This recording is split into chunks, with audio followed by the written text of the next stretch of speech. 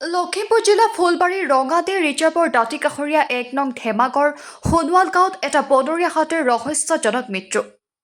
বন্যহস্তী সুৰক্ষাত ব্যৰ্থ হৈছে লখিমপুৰ জিলা বন বিভাগ। ১ নং ধেমাগৰত হাতী মানুহৰ সংঘাতৰ চৰম পৰিণতিত এইটো হাতীৰ মৃত্যু হ'ল নেকি? খাদ্যৰ সন্ধানত বনাঞ্চলৰ পৰা আহি গ্ৰাম্যাঞ্চলত সোমাই মৃত্যুমুখত পৰিল হাতীটো। খেতিপথাৰত ব্যৱহাৰ কৰা ৰাসায়নিক দ্ৰব্য সেৱন কৰি মৃত্যুমুখত পৰাৰ সন্দেহ প্ৰকাশ বন বিভাগৰ লোকৰ।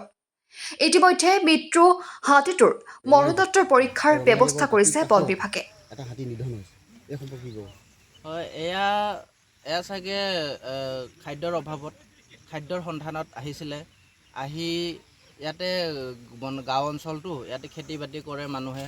খেতি বাতি কৰাৰ কিবা বাগান চাগানত পোক পতংগ মৰিবৰ কাৰণে কিবা ৰাসায়নিক বস্তু দিবও পাৰে।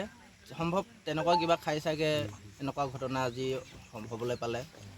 আপোনালোকে ঊৰ্ধ্বতম কৰ্তৃপক্ষৰ লগত আমি ঊৰ্ধ্বতম কৰ্তৃপক্ষৰ লগত যোগাযোগ কৰিছোঁ, তেখেতলোকে আহি আছে, অলপ পিছতে পাই যাব। কিবা সন্দেহ উপজনিত সন্দেহ মানে সন্দেহটো তেনেকুৱা এতিয়ালৈকে হোৱা নাই। সন্দেহ মানে কিনো আৰু মই ক'লোঁ নহয় আপোনাৰ যে কিবা ৰাসায়নিক বস্তু কিবা খাই পালে চাগে, ক'ৰবাত বাগান চাগানত ক'ৰবাত কিবা সোমাইছিলে নেকি, তেনেকুৱা সন্দেহ কৰিছোঁ। সঠিককৈ ক'ব পৰা নাই। আপোনালোকে কিমান সময়ত খবৰটো ক'ব? মই খবৰটো ৰাতিপুৱা 5টা বজাত পালোঁ। ইতিমধ্যে আপোনালোকৰ দল আহি আমাৰ দল আহিছোঁ, ইয়াতে আছে, চবেই দল আছে। পিছৰ পৰ্যায়ৰ কাৰ্যসূচী কি কৰিব? ইয়াৰ পিছত আপোনাৰ পষ্টমৰ্টম হ'ব, ডক্টৰ চক্টৰ আহি আছে, আহি পাব অলপ পিছতে পষ্টমৰ্টম হ'ব, তেতিয়া গম পোৱা যাব। যিহেতু আজিকালি প্ৰায় বনৰীয়া জীৱ জন্তু বনাঞ্চলত দেখা পোৱা নাযায়, হয়,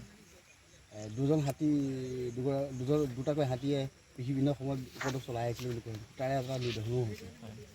ইয়াৰ আগতে কেইদিনমানৰ আগতে কেইবছৰমানৰ আগতে আৰু এটি হাতী নিধন হৈছিলে ৰঙা ৰিজাৰ্ভত।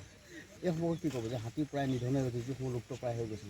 হয়, এতিয়া এই সম্পৰ্কত কি ক'ম, এতিয়া প্ৰায়তো নাই ইয়াত, আমাৰ এই এৰিয়াটো নাই, দুই এটা আছে। সেই দুই এটাৰে যদি নিহত হয় বৰ বেয়া কথা। এতিয়া খাদ্যৰ অভাৱত একচুৱেলি বাহিৰলৈ আহে, বাহিৰলৈ আহোঁতে তেনেকুৱা কিবা ৰাসায়নিক বস্তু খাই পায়, তেনেকুৱাকৈ নিধন হয়।